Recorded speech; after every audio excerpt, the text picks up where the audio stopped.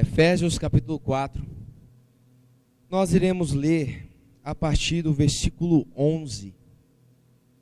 Efésios capítulo 4, a partir do versículo 11.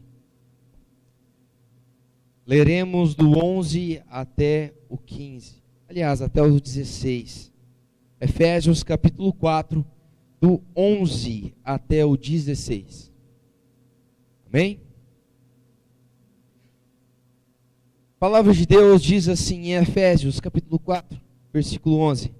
E ele mesmo concedeu uns para apóstolos, outros para profetas, outros para evangelistas e outros para pastores e mestres, com vistas ao aperfeiçoamento dos santos, para o desempenho do seu serviço, para a edificação do corpo de Cristo, até que todos cheguemos à unidade da fé, do pleno conhecimento do Filho de Deus, a perfeita varonilidade, a medida da estatura da plenitude de Cristo, para que não mais sejamos como meninos, agitados de um lado para o outro e levados ao redor por ventos de doutrina, pela artimanha dos homens e pela astúcia com que induzem o erro.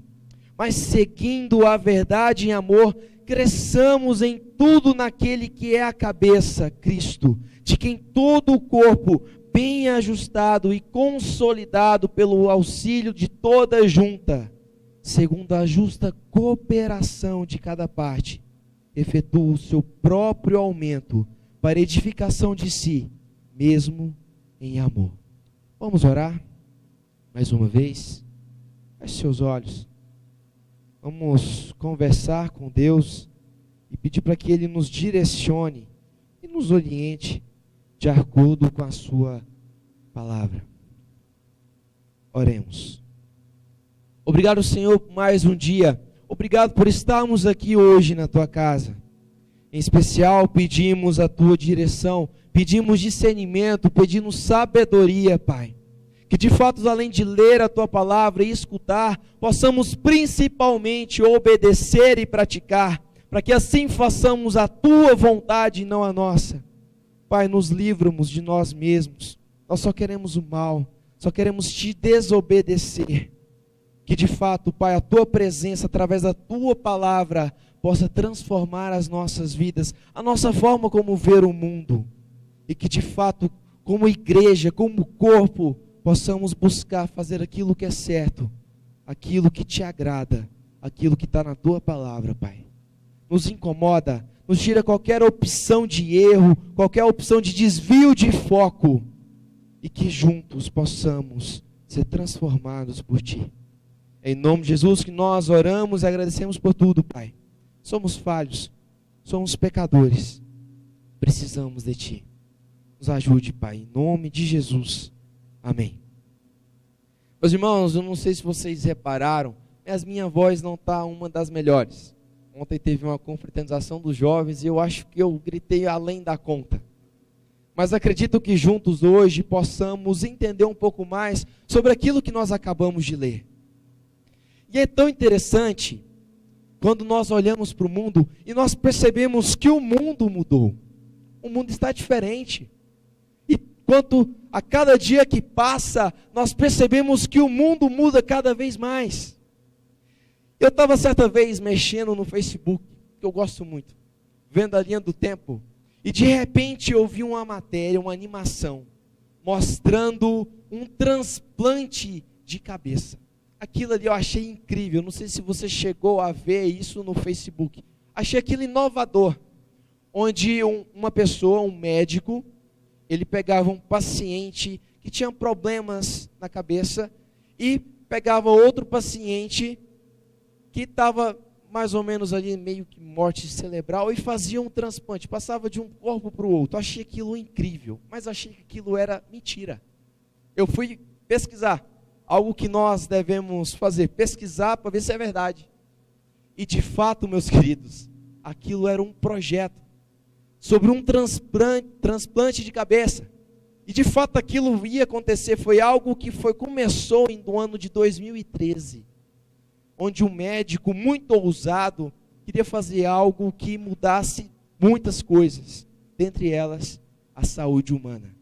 E ele começou a fazer com macacos e deu certo. E ele começou a programar para fazer um transplante de cabeça em humanos. E acredita ou não, será nesse ano. Isso vai acontecer. De fato, meus queridos, a cabeça é muito importante para o corpo. Ela que contém o cérebro, ela que manda no corpo. Ela que manda para o braço, para o outro braço, na perna, no corpo, no que você quer comer, naquilo que você quer fazer. É a cabeça que manda. Sempre foi assim e sempre será. E se a cabeça não tiver legal, se a cabeça não tiver na sua saúde perfeita, provavelmente nós iremos fazer coisas erradas. Um bom exemplo seria quando a pessoa ela ingere drogas, ou até mesmo bebe um álcool, por exemplo, além da conta. Acaba com a cabeça, aquela pessoa não tem o mesmo raciocínio. Aquela pessoa, ela não age como deveria agir, porque de fato os seus neurônios, as suas ligações sinápticas ali não funcionam mais. Cabeça sempre foi importante.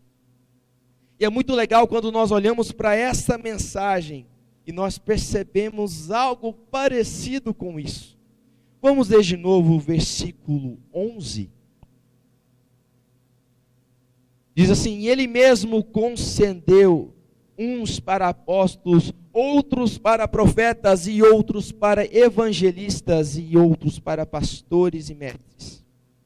Meus queridos, de fato nós olhamos para esse texto e nós achamos que a igreja ela é só de cargos. Todo mundo tem que ter um cargo. O que nós estamos vendo aqui, Paulo escrevendo para os Efésios, olha, cada um tem um cargo, um é pastor, o outro é mestre, o outro é apóstolo, o outro é profeta, enfim, cada um tem o seu lugar na igreja. Mas quando nós olhamos para este versículo de uma maneira mais profunda, analisando o contexto, o antes e o depois, nós percebemos que de fato Paulo estava fazendo algo maior para os Efésios. Estava buscando ensiná-los, estava buscando encorajá-los a entender que cada um tinha o seu papel na igreja. Cada um tinha a sua função, cada um tinha algo para fazer. E quando nós continuamos no versículo 12, nós vemos, olha, com vistas ao aperfeiçoamento dos santos, para o desempenho do serviço, para a edificação do corpo de Cristo. Aqui nós percebemos que cada um tem a sua função, para que juntos como um corpo, possa buscar a agradar ao Senhor. Agradar ao Senhor, porque nós estamos juntos como igreja, buscando uma só coisa. Nós temos um só propósito: servir a Deus, obedecê-lo, fazer a sua vontade. Mas, muitas vezes, quando nós olhamos para o mundo que está tão avançado em tantas coisas, nós percebemos que o mundo muitas vezes não tem mais propósito de vida. Para que eu vivo? Qual que é o sentido de viver?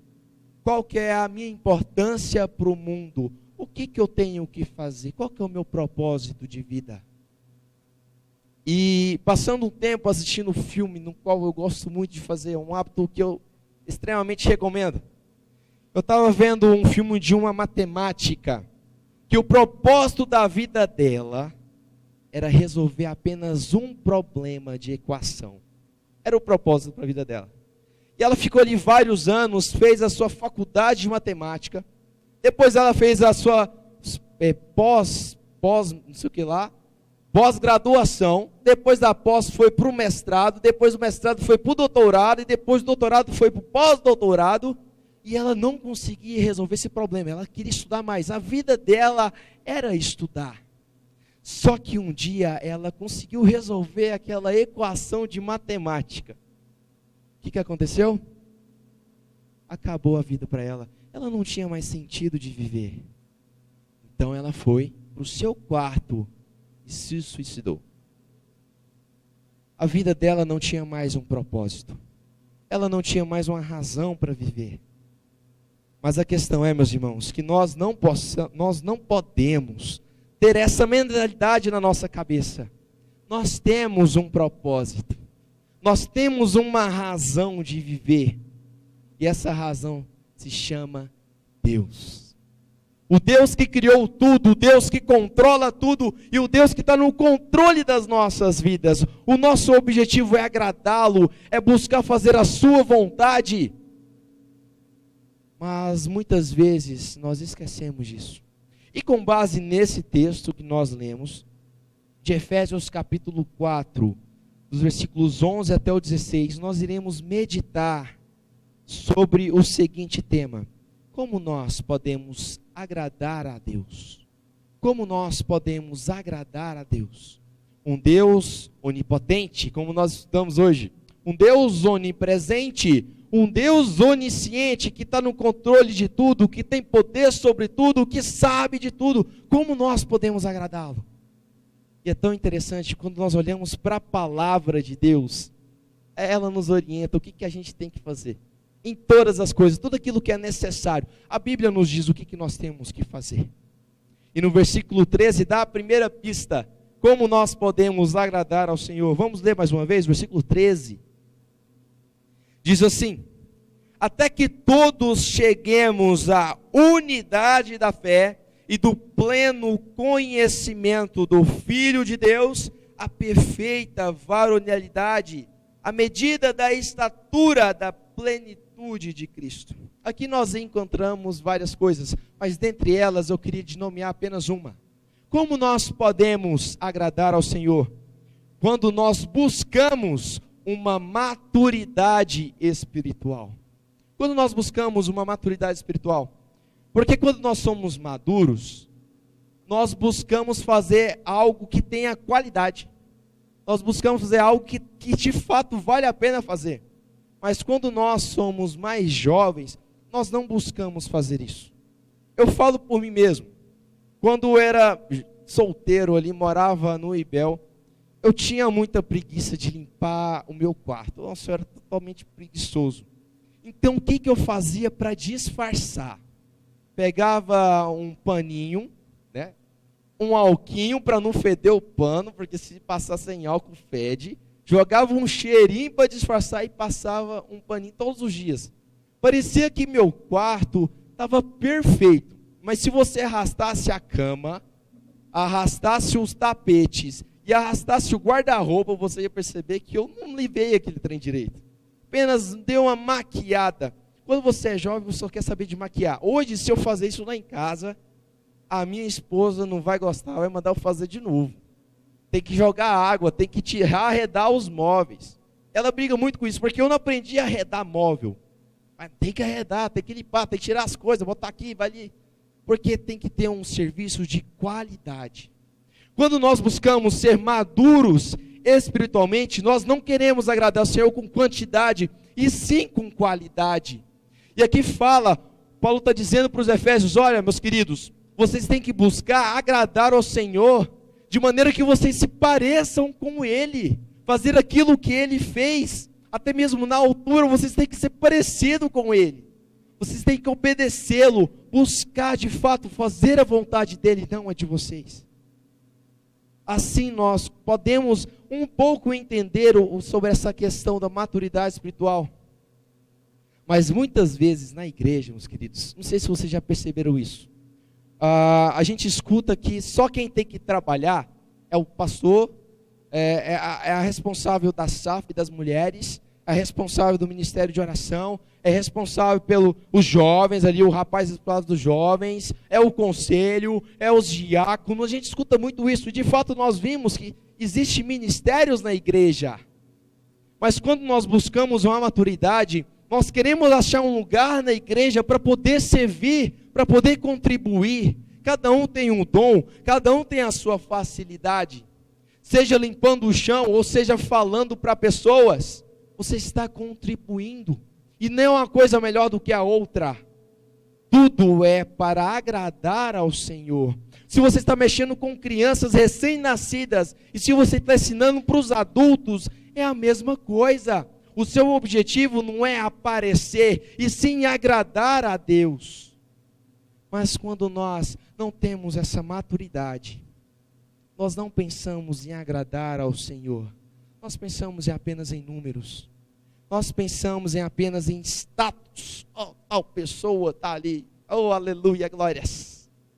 Mas em nada em agradar ao Senhor. E meus queridos, nós entendemos que cada um tem o seu papel na igreja. Todos são iguais. Todos são iguais. E quando nós olhamos aqui, vamos ler mais uma vez o começo do 13, que mexeu muito comigo. Até que todos cheguemos à unidade da fé. Meus queridos, nós devemos buscar a ser um só. Devemos buscar a ser um só. Não somos vários grupinhos selecionados na igreja. Nós somos um só. Quando nós perdemos esse foco, nós não conseguiremos chegar juntos a agradar ao Senhor. Nós não iremos ser parecidos com Jesus. Todos somos um só. Lembra da cabeça que ia transpassar para um lado, para o outro, enfim, ia passar de um lado para o outro, uma pessoa para outra? Meus queridos, a questão é que nós não temos muitas cabeças. E muitas vezes a gente acha. Tem até uma frase que eu gosto muito, é muito cacique para pouco índio. E acontece demais na igreja. Tem gente querendo mandar em tudo. E índio mesmo não tem quase ninguém. A questão é que nós esquecemos que cabeça, nós só temos uma. Somos muitos membros, somos braços, dedos, células, unha, pé, corpo. Mas cabeça é um só, é Cristo. Quando Cristo é a nossa cabeça, nós fazemos a vontade dele. Quando Cristo é a nossa cabeça, nós obedecemos. Mas a questão é que nós esquecemos que Cristo é a cabeça das nossas vidas. Todas as suas ordens, todas as suas palavras, está escrito nas Escrituras Sagradas. E nós não queremos obedecer. Mas quando nós queremos agradar ao Senhor, quando nós entendemos esse propósito de vida, nós iremos primeiro buscar uma maturidade espiritual. E como a maturidade é importante? Porque a maturidade leva à segunda característica, que está lá no versículo 14. Vamos ler mais uma vez. Versículo 14. Diz assim: para que não mais sejamos como meninos, agitados de um lado para o outro, e levados ao redor por todo o vento de doutrina, pela artimanha dos homens, pela astúcia que induzem ao erro. Meus queridos, com todo respeito, sem querer denegrir a imagem de ninguém, de fato nós sabemos que todo dia tem novidade. Todo dia tem novidade, é celular novo, é computador novo, é carro novo, é casa nova, é móvel novo, todo dia tem uma novidade. E com a doutrina também, o ensino, tem novidade, aparece novidade demais. E quando nós não temos uma maturidade, nós somos levados pelo vento. Onde aparece, onde o vento toca, eu vou. Né? A filosofia lá, Zeca Pagodinho, deixa a vida me levar, vida leva eu. Quando nós temos essa maturidade, a vida leva a gente, o vento leva a gente, os ensinamentos novos levam a gente para todos os lugares. Mas, quando nós entendemos a segunda característica, nós sabemos que isso não é nada. Primeiro, nós buscamos uma maturidade espiritual. E segundo, nós buscamos uma estabilidade espiritual. Estabilidade. Meus queridos, não sei se vocês sabem, mas na roça de eucalipto, por exemplo, são vários eucaliptos ali juntos. E pode inventar o que for. O eucalipto vai para um lado, vai para o outro, vai para um lado, vai para o outro. E raramente ele cai. Raramente ele cai, porque ele está fixo.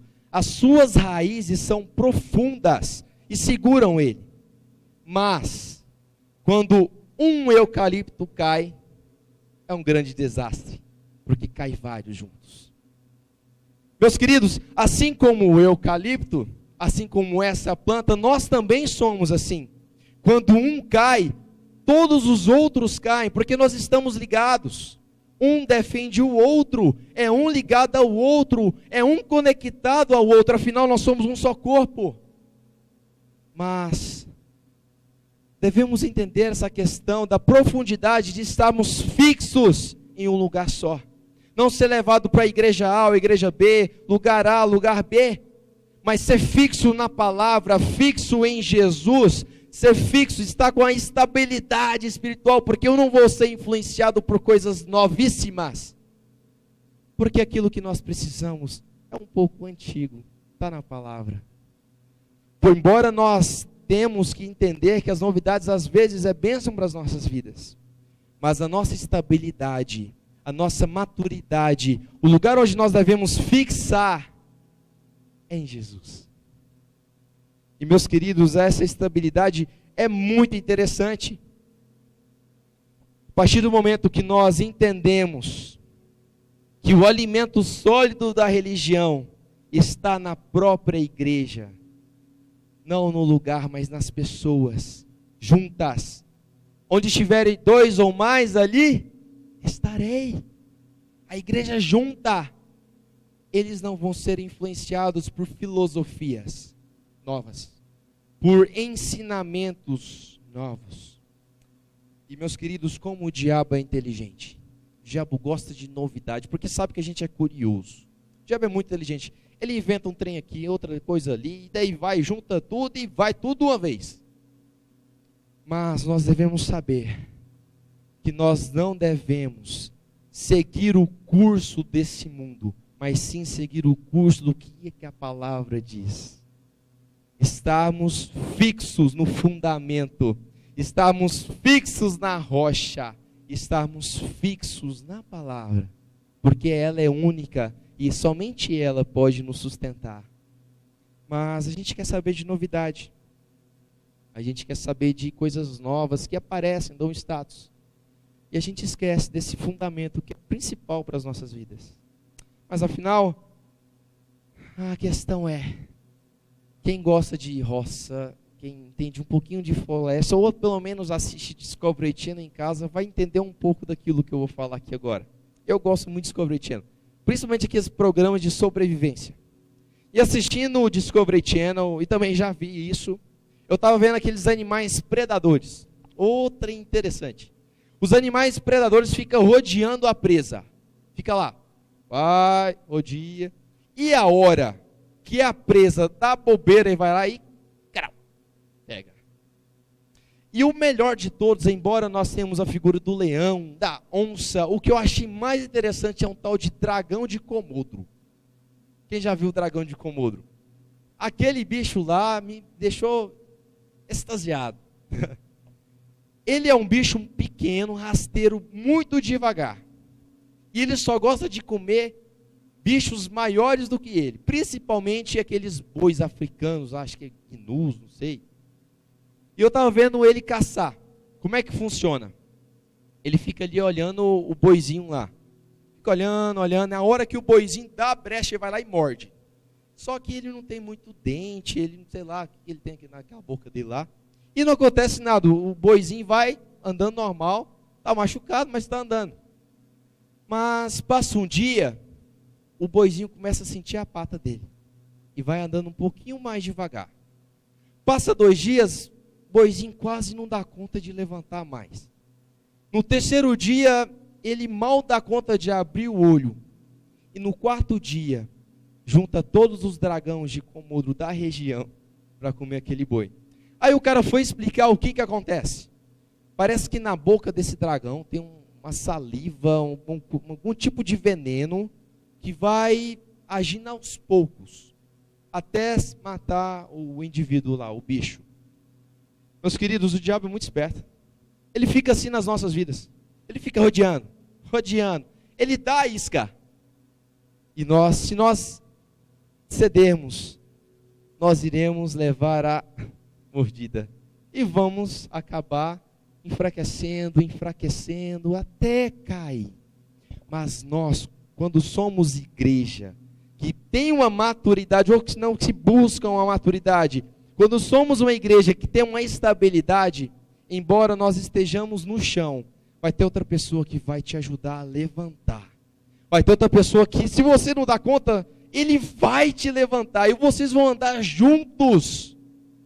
vocês vão prosseguir, e o dragão de Komodo, o animal, a presa, o predador não vai te pegar, porque vai ter alguém para te ajudar. E quando eu olho Paulo escrevendo para os Efésios, eu percebo essa questão, a importância de estarmos unidos juntos. Meus queridos, nós devemos buscar a palavra, não precisamos nada mais do que ela. Não precisamos de outras coisas, precisamos da palavra.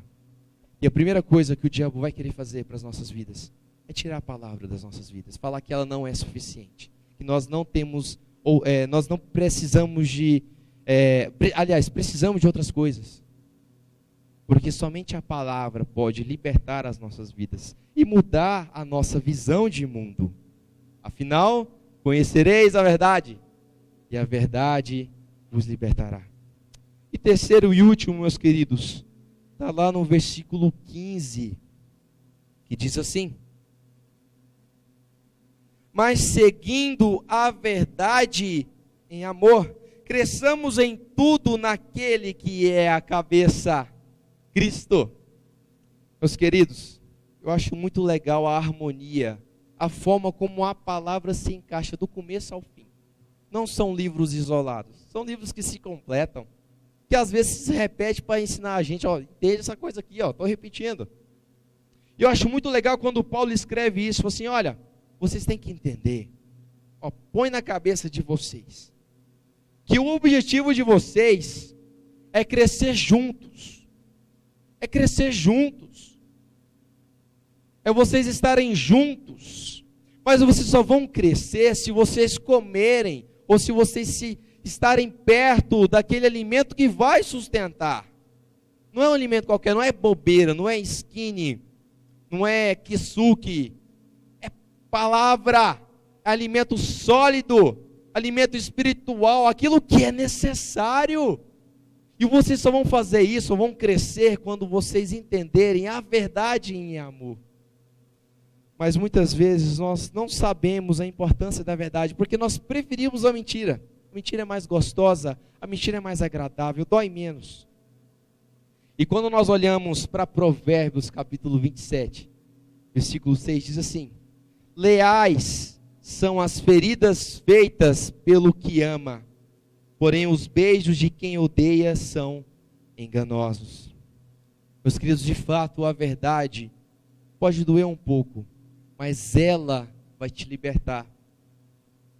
A mentira não dói, ela é agradável para os nossos ouvidos.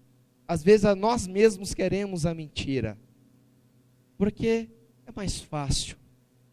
E quando nós olhamos, nós percebemos, nós entendemos que somente a verdade em amor pode mudar as nossas vidas. Muitas vezes, a nossa família, os nossos amigos, aquelas pessoas que nós mais amamos, buscam falar a verdade, mas não falam a verdade em amor. Falam a verdade, sei lá, bruta, né? Brutice. Não sabe falar a verdade. Aconteceu isso. E não ajuda, beleza, aconteceu, mas o que vai fazer para me ajudar? Né? Eu vejo isso claramente quando o Jó estava ali no seu sofrimento, e aqueles vacilão dos amigos dele começou a falar várias coisas aí para ele. Aconteceu isso, pecou, não sei o quê. Talvez poderia ser a verdade, mas eu não via amor naquelas palavras. A mulher dele, amaldiçoa esse Deus aí, você vai te matar, pronto, aí você acaba o sofrimento. Não foi uma verdade em amor. Mas quando nós olhamos para Cristo, quando ele pega aquela mulher surpreendida em adultério, quando ele vai para os seus discípulos, quando ele vê aquela Maria Madalena lavando os seus pés, quando ele topa com várias situações de cura, o que ele dizia? Arrependam-se, vai, não peques mais, muda a sua vida, para com isso. A questão é, meus queridos, que a verdade, quando ela é amor, quando ela está dita em amor, e quando ela é falada, quando ela é praticada em amor, ela liberta as nossas vidas. Ela liberta. Mas a questão é que nós vivemos num mundo de mentiras. Vivemos num mundo de meias verdades, que para mim é mentira também. Mas quando nós voltamos para a palavra, nós percebemos que nós temos um propósito de vida. Nós temos algo além de nós mesmos. Nós temos algo muito importante para as nossas vidas. Esse algo chama unidade. E quando você vai ler um pouco mais adiante, vamos para o versículo 15 e 16. Mais uma vez. Mas seguindo a verdade em amor, cresçamos em tudo naquele que é a cabeça, Cristo, de quem todo o corpo, bem ajustado, consolidado, pelo auxílio de toda junta, segundo a justa cooperação de cada parte, efetua o seu próprio aumento para a edificação de si mesmo. Meus queridos, primeiro nós entendemos que devemos buscar uma maturidade espiritual. Segundo, que nós devemos buscar uma estabilidade espiritual. E terceiro, nós devemos viver em verdade, em amor. Devemos viver a verdade em amor. Porque assim vai ligar toda junta. Não vai ser algo remendado. Não vai ser algo ali improvisado. E eu sou um improvisador de mão cheia. Eu não sei nem consertar pia de cozinha. Esse dia para trás, eu sou muito chonga também. Eu fui desentupir a pia com a mão. Fui fazer isso. Sabe o que aconteceu? Minha pia caiu. Minha pia caiu. E virou uma bagunça, porque ela estava entupida, né? Estava suja. E virou uma maior bagunça. E eu tentei colar esse trem. Comprei Durepox, pedi para mandar comprar Durepox e cola de silicone. E quando ela comprou a cola de silicone, ela não comprou a pistola. Comprou só a colinha. Então eu tive que improvisar um jeito para tirar aquela cola de silicone. Então eu juntei ali o Durepox, fiz o trem mais bonito. Lá mandava assim, seca tudo, não pode deixar nada de água, seca e bota a cola. Botei o Durepox, coloquei a cola de silicone, coloquei mais bonito do mundo, parecendo o original. A primeira vez que foi usado, nossa, mas vazou água, pior do que estava antes. Eu não sei improvisar, mas às vezes o improviso, ele é necessário, mas não no caso da igreja. Nós não precisamos improvisar, não precisamos inventar moda. A única cola, a única coisa que vai nos ligar se chama a palavra de Deus. A partir do momento que nós buscamos a palavra, nós estamos buscando a unidade. E é interessante, né? Como eu falei hoje cedo, eu tive muita dificuldade de entender a Trindade. Ainda tem um pouco de dificuldade. A Trindade é Pai, Filho, Espírito Santo, um só, beleza, tal, cada um tem sua função, mas é um só. Mas a questão é que até Deus é um só. Por que nós não devemos ser? Não somos imitadores dele? Um só, para a honra e glória de Deus. Somos muitos membros. Somos muitas pessoas diferentes, uma diferente da outra. Uma de um jeito, a outra de outro. Um é feio, o outro é bonito. Um é mais tímido e o outro é mais extrovertido. Um é baixinho, o outro é alto. Cada um é de um jeito. Mas a questão é que somos um só. Nós, quando temos essas três coisas, primeiro, que a gente vai estar no caminho certo. E segundo, a gente vai estar agradando a Deus. E partindo para o final, meus queridos, como nós podemos agradar a Deus? Primeiro, quando nós buscamos uma maturidade espiritual, uma semelhança com Cristo. Segundo, quando nós buscamos uma estabilidade espiritual, quando nós nos fixamos em Cristo. E terceiro, quando nós buscamos falar e viver a verdade em amor. Quando nós temos essas três coisas, praticamos de verdade, não é só falando não, praticando de verdade, nós estamos fazendo a vontade de Deus. E de fato nós teremos um propósito para as nossas vidas. Meus queridos, eu não sei se essa transferência de cabeça vai funcionar. Espero que, se for para o bem da humanidade, que funcione. Mas a questão é que a nossa cabeça de verdade é Cristo. O nosso mandante é Cristo. O nosso Deus é Deus. Ele é o nosso cabeça. Ele que manda e a gente obedece. Missão dada é missão cumprida. E Deus nos deu várias missões. mas dentre elas, buscarmos juntos ser um só, para a honra e glória dele. De fato, nós sabemos muito sobre Deus, né? Ah, Deus é isso, Deus é aquilo, Deus faz aquilo, Deus é tudo, enfim. Mas nós devemos entender que o nosso propósito é fazer a vontade dele, é agradá-lo, é louvá-lo, é servi-lo, é amar o próximo como a ti mesmo, é amar a ele acima de todas as coisas, é colocá-lo ele como prioridade. O resto acontece. Isso é a prioridade, servir ao Senhor com todo o seu coração, com toda a sua alma e com todo o seu entendimento. Não para nós mesmos, mas para Deus, para a honra e glória dele. Amém?